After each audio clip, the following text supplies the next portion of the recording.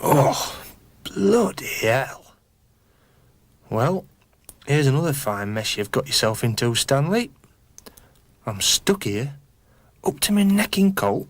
I can't move. Oh, and I'm dying for a fag. I bet that's where Ollie's gone, for a quick smoke. I can't see his light. Surely he must have seen me fall. Ollie! Ollie! Where the hell are you? Never there when you want him. How on earth did I get into this mess anyway?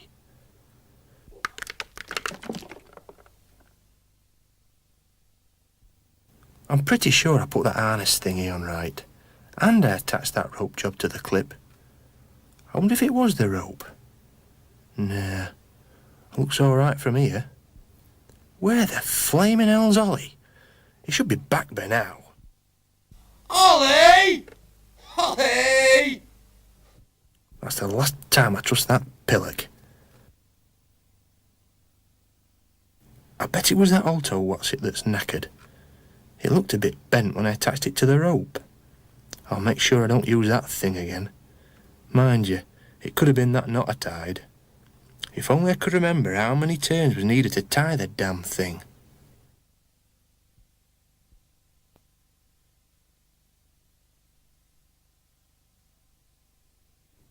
Nah, I know what it was. It was that bloody kiblock. I had a bit of trouble tightening that bolt, and I'm sure that handle felt a bit loose. Still, no use crying over spilt milk. Too late now.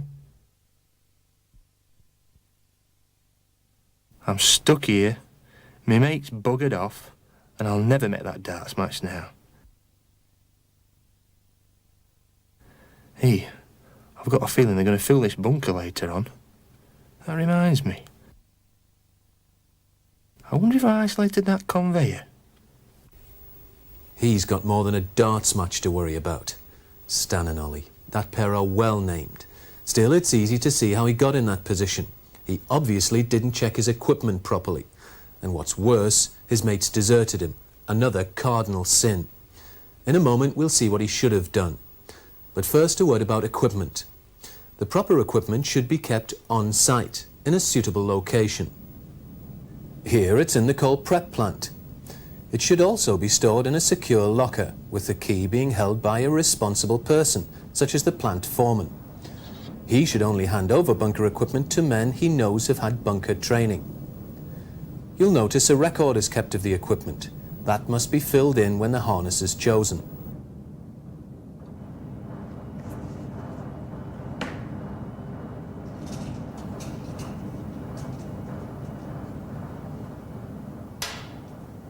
Right, the first thing to do when you collect your harness is to check it thoroughly.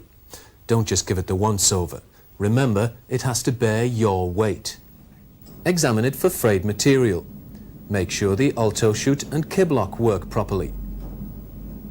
Check all the buckles. Only take the harness if you're perfectly happy with it. After all, it's your life that's on the line. If you have any doubts, put it to one side so that it can be properly tested, and choose another one. Here you'll notice that two men are getting geared up.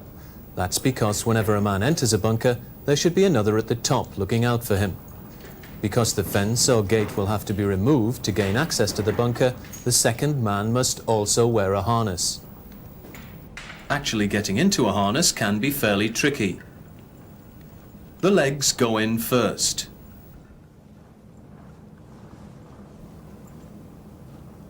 Once the legs are in place, the straps can be pulled over the shoulders. Notice that the plant foreman is remaining on site to help. Once into the harness, the necessary adjustments can be made so that it's comfortable. Remember, the harness shouldn't be too tight. On the other hand, it shouldn't be so slack that the straps slip off the shoulder. Tuck in any loose straps out of harm's way.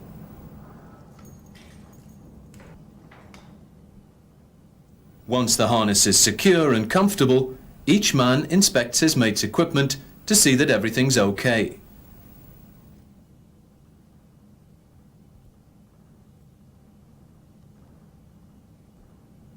The foreman, who has remained in place, makes a final safety check. He'll only let the men proceed if he's perfectly happy. If there are any problems with the harness, it should be discarded and a new one chosen.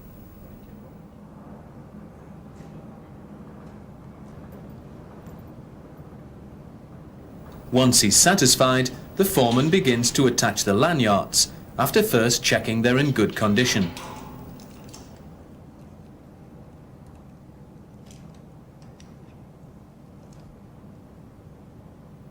Here you can see him inspecting the alto chute, both externally and internally.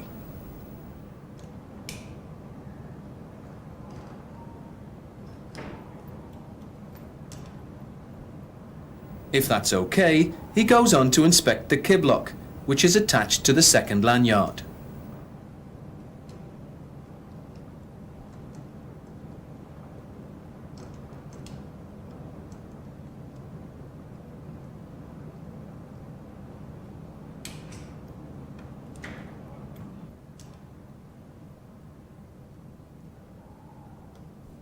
Of course, it's the same process for both men. Before we continue, a quick word about other equipment. Obviously, the man must wear a hard hat, and in addition, that hat should be fitted with a chin strap. He must also wear boots and gloves and carry a cap lamp. Right, that's the personal equipment, but of course there's other gear to worry about too. I'm talking, of course, about the rope ladder and ropes. Make sure they're securely fitted to their anchorage points. Here they'll be using 2 ropes, and that's a minimum. One for the man climbing into the bunker, and one spare for emergencies. As an extra precaution, each man is attached to a safety line. Again, the foreman makes it his job to check the equipment is in good working order. The carabiner,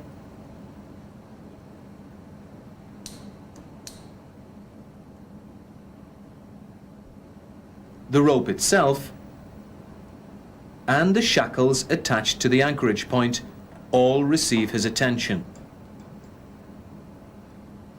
Once he's satisfied, he hooks the safety lines to the D-rings on the back of each man's harness.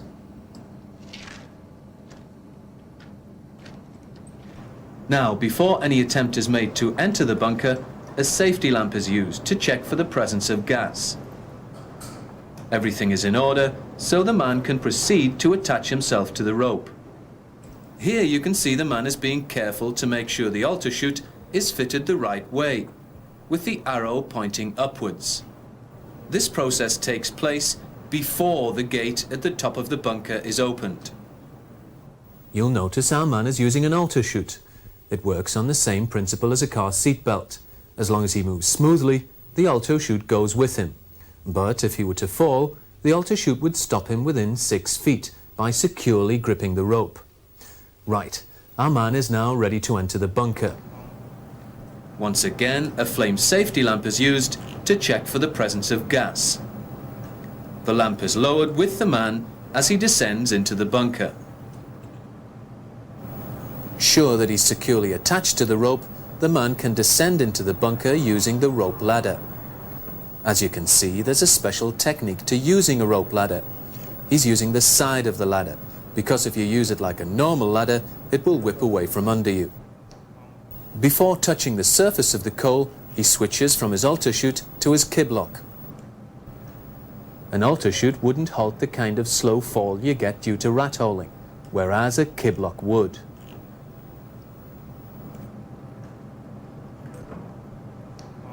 Notice he's careful the kiblock is securely attached to the rope and positioned well above his head before he begins to disengage the alto chute.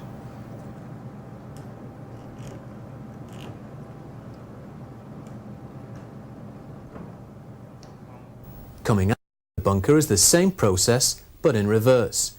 And remember, the alto chute must not be released until the gate or fencing around the top of the bunker has been replaced. Finally, return your equipment to the locker. And that's it. Simple, really. There are a number of variations on the types of equipment you can use, but the same basic principles always apply.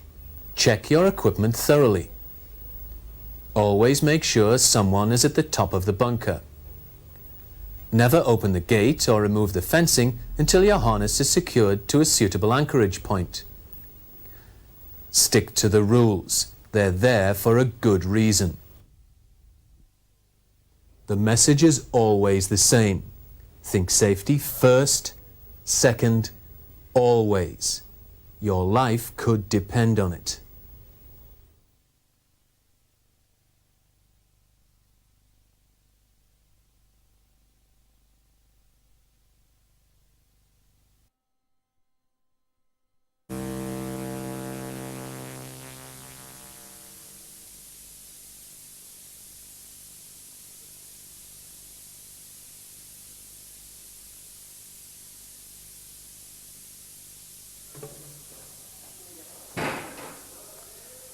How many times have you heard people say he'd be lost without his hands? We all would. So if you're working with oil, and that includes soluble oil, the rule is always protect your hands. The same rule applies whether you're working underground or on the surface. Before you start work, always use a barrier cream. It will form a protective layer between your skin and the oil. And for added protection, you can wear a pair of plastic gloves. Never, as some men do, use oil, paraffin, sand, or an oily rag to clean your hands. It may get them clean, but in doing so, it removes some of the natural oils. And never keep an oily rag in your overall pocket.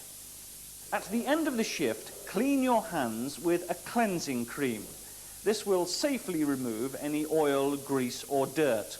If you don't use a cleansing cream to remove the oil, it could lead to skin irritation and dermatitis. If you do get any skin irritation, go to the medical centre and let them have a look at it. Then there's an aftercare cream, which puts the moisture back in your skin and keeps your hands as soft as the proverbial baby's bottom. So there it is, a barrier cream before you start work, a cleansing cream to remove the oil, and an aftercare cream to put the moisture back into your skin. Never use anything else.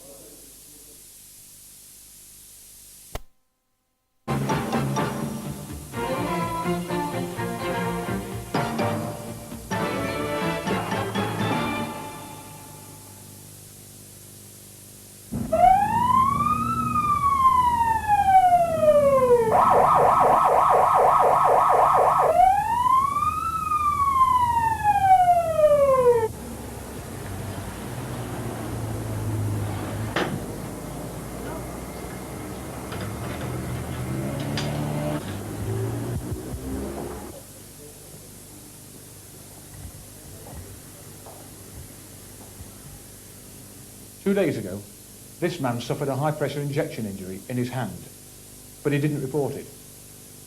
This afternoon, they may have to amputate his hand. Tomorrow, it could be his arm. A high-pressure injection injury is a result of a jet of water or oil striking and penetrating the skin. The pressure of the fluid doesn't need to be very high. Even a fire hose is sufficient to cause this type of injury. The areas at greatest risk are the exposed parts of the body, such as the hands and face, especially the eyes. The fluid saturates and kills the flesh beneath it. And if it is not treated, a second stage can develop, producing blood poisoning or gangrene. In our industry, high-pressure systems are in use every minute of every day on chocks, hydraulic machines and high-pressure water ranges.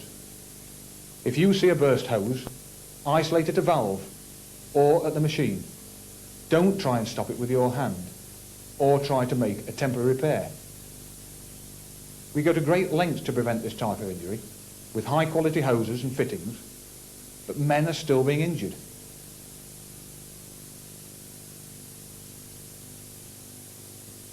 don't use high-pressure hoses for anything other than the purpose that they were intended for. This man has put himself and his workmates at risk by using a high-pressure hose for washing a machine down. You could end up like this man. He hardly felt anything at all, just a mild stinging sensation. But he didn't report it. 2 days later, the pain was so severe that they had to rush him into here. Remember, don't mess with high-pressure fluids. Keep well clear and isolate. If you get caught, report it to the medical centre immediately.